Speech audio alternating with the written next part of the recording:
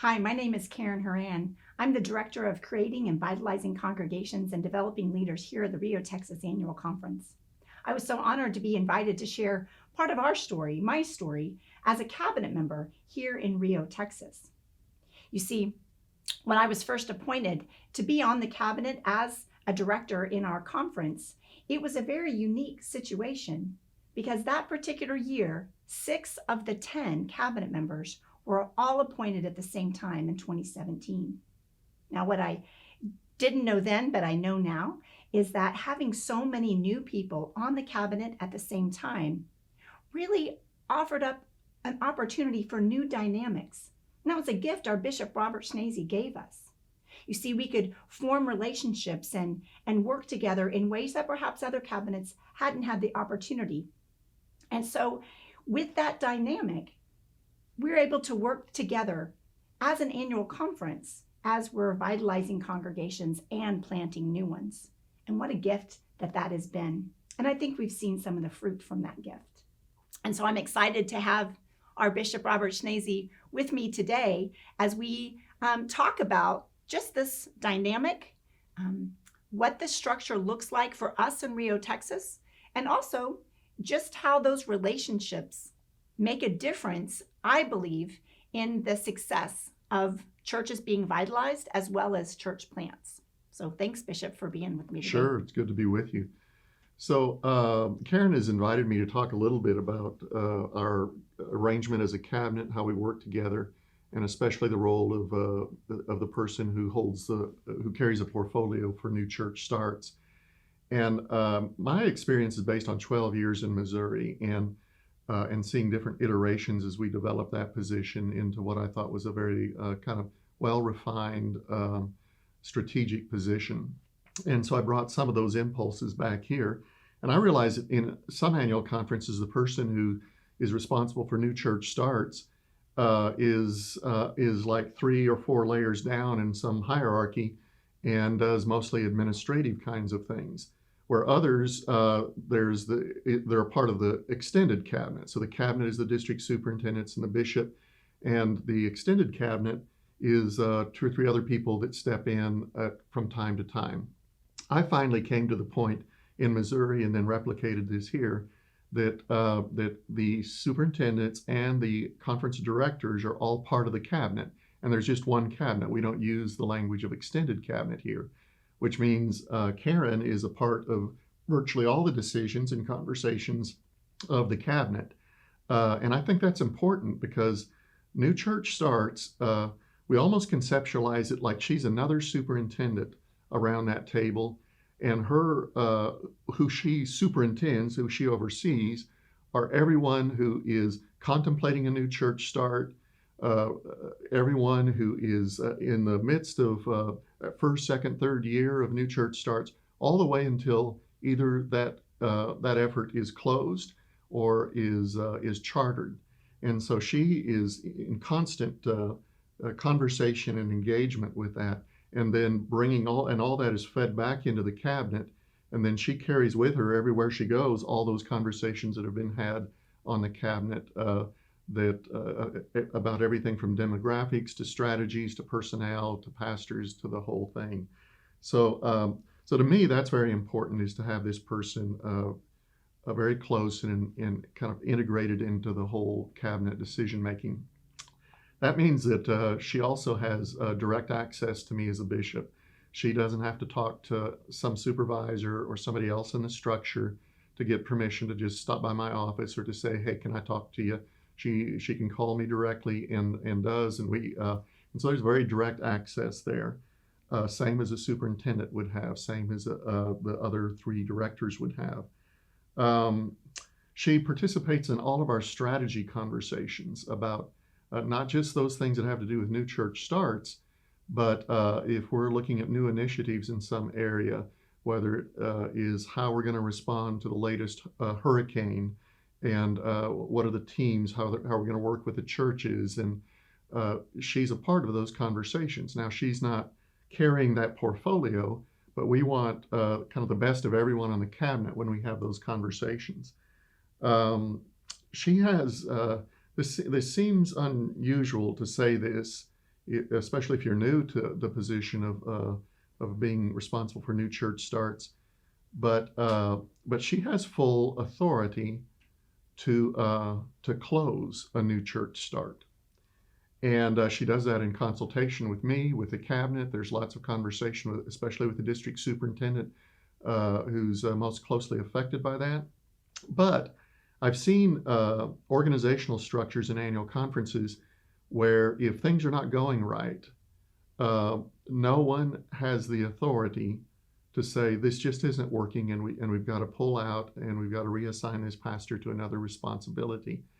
And because everyone wants to give it just another year, if we just get a little more funding, and so actually that's one of the authorities she's exercised several times here to bring to a close efforts that had been going on for years, but were not showing the fruit that were necessary to continue it as a new church start.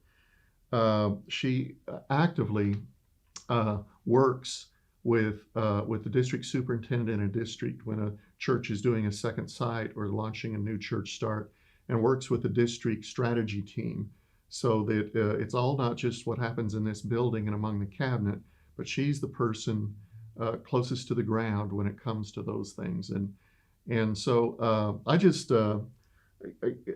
think it's important for me in terms of how I operate to have her invested with those various authorities. Now, if you are new to this position and are unclear about how you relate to the cabinet, I think a very important first step is to sit down with your bishop and a one-on-one and kind of get clear about what the expectations are, how will you relate, and even if you're one who is not going to be on the full cabinet, if that's the way it's structured in your area, then you still have to work on relationships and keeping conversations going. You need to relate to the cabinet almost as if you're a cabinet member, even if you're not officially considered such. So that's just a few thoughts. Probably, I'm told I didn't take up all your time. No, Thank you no. for inviting me to do this. Absolutely. No. And really, that's the thing that I have found so refreshing and helpful is the relationship building. Not only the relationship I'm allowed to have directly with our bishop, but the ways in which he has given us as a cabinet the latitude to work with one another. As we've been able to decide case by case, plant by plant, kind of what's that authority? Am I going to be that active district superintendent type position? Because a planter can really just have one boss. And yet, I never would do that alone. The district superintendent is always a part of the conversation, but we have to be clear with each other and with the planter what that space looks like. The same thing when it comes to aligning budgets. What a blessing to have our director of finance and administration, our treasurer, as a part of our cabinet as well, so that we are able to align and share resources as we plant, as we do vitalizing projects, so that we can all be in concert of knowing not only the who and the where, what our outcomes are, but how we're going to fund that particular project. And by collaborating together, I've always said we're smarter together than on our own. And so we have the ability to work together. So just as Bishop said, if as a new church developer, you don't have direct full access as a part of the appointive cabinet, that relationship building matters. Invest in time to work with the district superintendents. And for those who are new district superintendents, how do you create that collaborative spirit as you are entering the cabinet to just simply be in relationship? Because part of what I think the best thing about our cabinet, and again, it's my only experience, is that we do have that spirit of cooperation and collaboration. And in doing so, everyone shares in the beauty of church plants that are successful. And we share in the sorrow and the pain when sometimes they don't work. But we're all in it together, and that makes all the difference in the world. And so what about those challenges and the gifts and opportunities? Bishop, what would you see? Well, under challenges, I think the greatest challenges that most annual conferences face when they're trying to think about how to start new churches is the people challenge, and that is finding the people who have the unique gifts and inclinations and spirit and temperament and knowledge of what it is to be a church, to be the person that actually starts a congregation or starts a faith community. And those are more rare than we sometimes think. I don't know that I could have started a new church. I was very effective as a pastor of a local church of congregations, but I don't know that I would have had the temperament or the personality for it. On the other hand, the old-fashioned way of let's just find an entrepreneurial elder track or elder younger person to go start a congregation, I think that narrows it too much. And what my philosophy on meeting those challenges is, instead of finding someone and then training them to start a new church, offer training for new church and all those skills to as many people as possible. Instead of training 2, train 20 with no promises that they'll start new congregations, but allowing them. Sometimes people emerge who we wouldn't have recognized.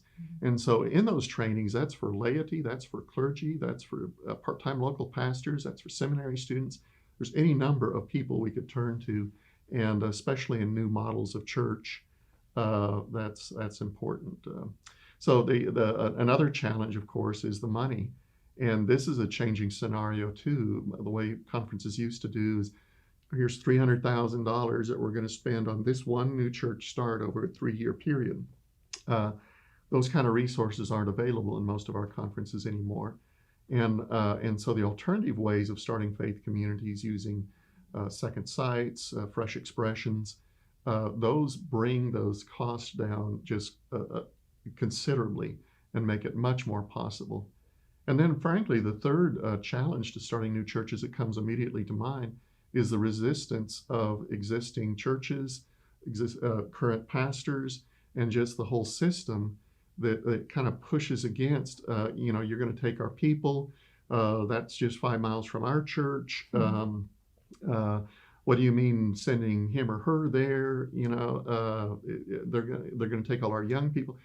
And so part of the work of the whole cabinet on an ongoing basis is to open people's eyes to the significance of starting new faith communities, and how the people who will come to a new church start are generally not the same people who would be going to an old established church with more traditional worship. So those are just some of the challenges that are out there. And that's where collaboration on a cabinet and having the new church developer as a part of that conversation is helpful, because the district superintendents can help with the resistance of their existing churches. They can catch that excitement and the spirit of what's going to happen with the new people as they come and create the new faith community or fresh expression or whatever it is. And again, it helps in aligning resources and sharing resources one with the other. So challenges, it's sometimes just prioritizing what's next. Is it church plants? Is it these existing churches? Working together and being on the same plan. Sharing and being willing to share our resources. And yet, the mission of making disciples for Jesus Christ and forwarding the Methodist witness in our area is the goal. And with that as the goal, it just makes it easier to work together. So my hope and my prayer for you and your cabinets is that you can create that same spirit. You can find your place and put your best into it. It's all we can do because we love Jesus and we love God's people. And so my prayers and blessings for you on all of that. Thank you.